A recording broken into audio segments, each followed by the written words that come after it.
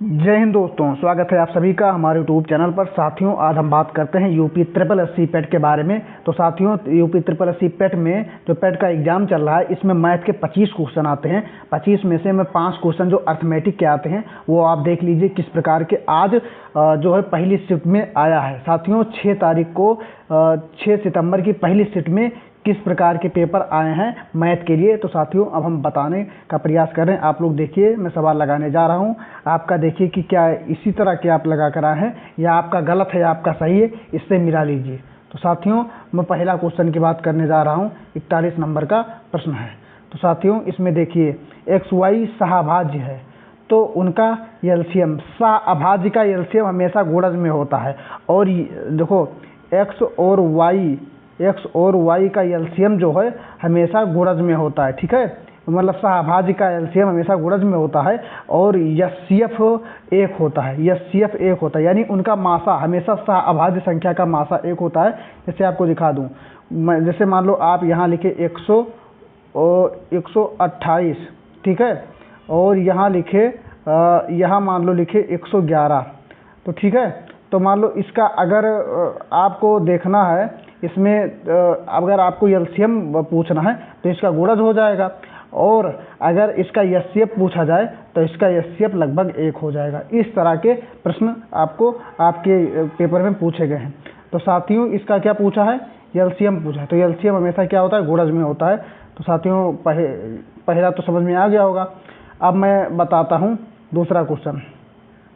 सबसे बड़ी 3 अंकों की संख्या, 3 अंकों की सबसे बड़ी संख्या, 3 बार 9 लिख दो, 3 बार 9 लिख दो, 1 2 और 3, 3 बार 9 लिख दो। उसके बाद क्या पूछा है, 2 अंकों की सबसे छोटी संख्या, तो 10 होगी ना, 10 ही होगी। तो 9 इस घटा दो इसमें से, तो ये आएगा 989 आएगा। कहीं है ऑप्शन में? हाँ है। तो साथियों, इस प्रकार के प्रश्न आते हैं। अब हम आगे बात करते हैं।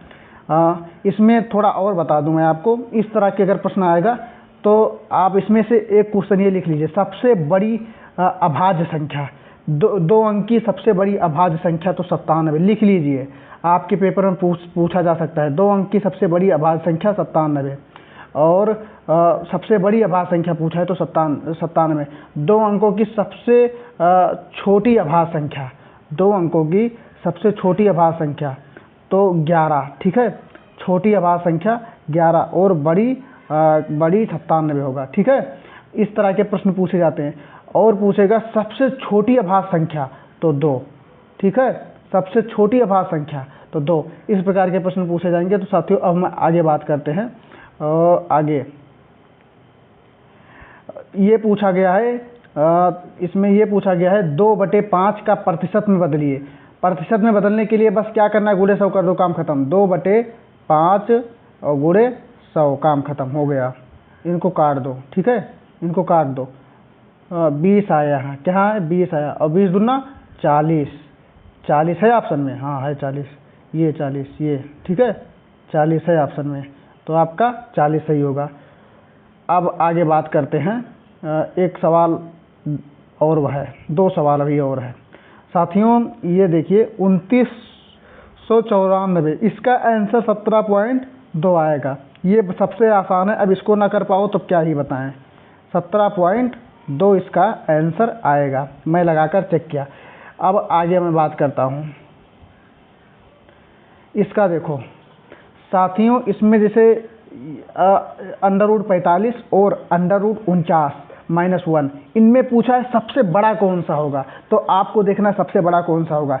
अगर ऐसे -1 यहाँ नहीं लिखा होता, जैसे यहाँ जो -1 लिखा है, अगर ये ना लिखा होता तब तो 49 बड़ा होता, लेकिन जो -1 लिखा हो गया, इसके कारण 45 बड़ा होगा। अब क्यों बड़ा होगा, इसके कारण सुन लीजिए। जैसे इसका √49 का वर्ग कितना होता है, इसका अगर देखा जाए तो 7 होता है, ठीक है, 7 होता है। 7 7 49, -1 कह रहा है, तो -1 करोगे तो 6 आएगा, ठीक है। 6 36, चूंकि 36 से बड़ा है, 6 36, 36 से बड़ा है, यानी 45 36 से बड़ा है, तो यानी क्या होगा 45 इसका आंसर आ गया। तो साथियों हमें उम्मीद है कि आप लोग समझ गए होंगे। साथियों पूरा, अगर आपको पूरा पीडीएफ चाहिए या पूरे पीडीएफ का आंसर चाहिए तो मैं जा रहा हूं अपलोड करने चैनल पर। साथियों चैनल पर बने रहिए, अगर आप चैनल को सब्सक्राइब नहीं किए तो प्लीज़ कर लीजिए, और इसी तरह के शॉर्ट वीडियो हमारे चैनल पर मिलती रहेगी। तो मिलते हैं अब नेक्स्ट वीडियो में।